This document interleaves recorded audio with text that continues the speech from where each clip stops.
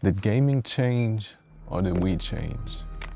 One of my favorite childhood memories is that my dad and I used to drive to the nearest MediaMarkt on weekends or on day offs to get the newest video game that came out back then. You know, walking around the aisles, looking at the shelves at the newest covers of video games like Call of Duty, Assassin's Creed, Borderlands even, and Battlefield. These are just memories that make me think of a much simpler and better time.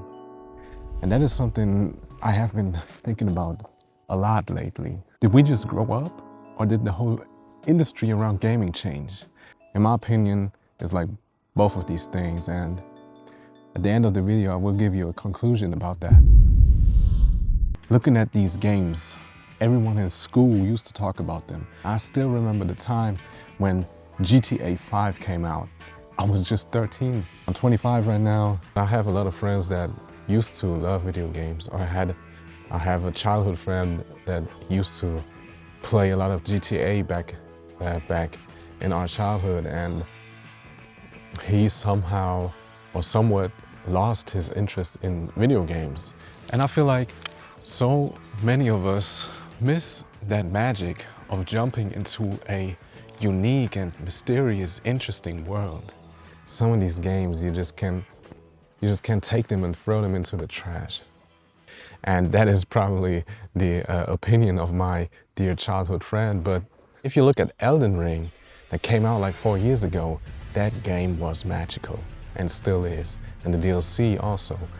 And I might even argue that Elden Ring is better than most of the games that came out in our childhoods and teenage years. And now when I'm talking about this friend, I'm always recommending them, hey yo, you gotta play Elden Ring, you gotta play Cyberpunk, or most recently, you gotta play Arc Raiders, because that game did something differently. All these small studios are now showing their capabilities of creating something new and fresh, which is great, and I love to see that.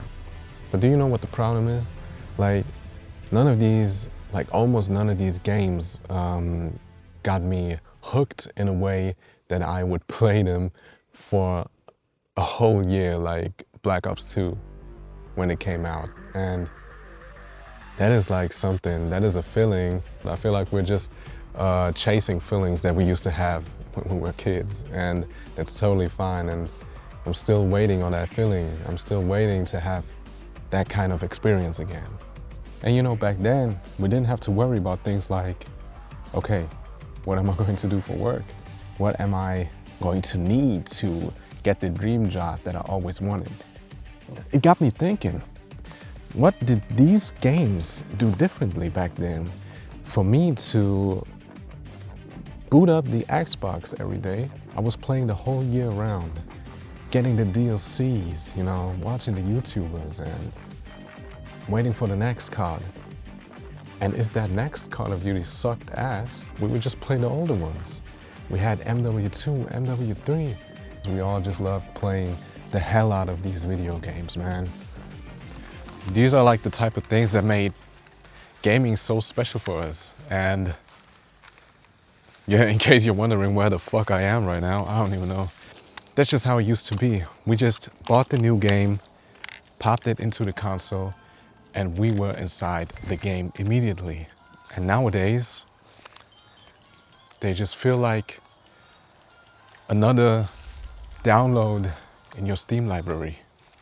Talking about my friend again, who is really into these older GTAs, you know, he loves, every time he got back into video games for a short period, he would just, you know, take his PlayStation 2, pop in San Andreas and play that again.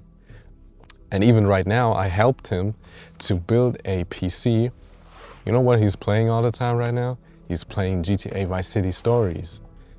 And you know what? I feel like there's something about GTA, man. I feel like there's something about Rockstar Games and their quality of video games. I have no doubt that Rockstar is going to release a game that is generational again. I feel like they're going to deliver and I feel like they're going to exceed expectations.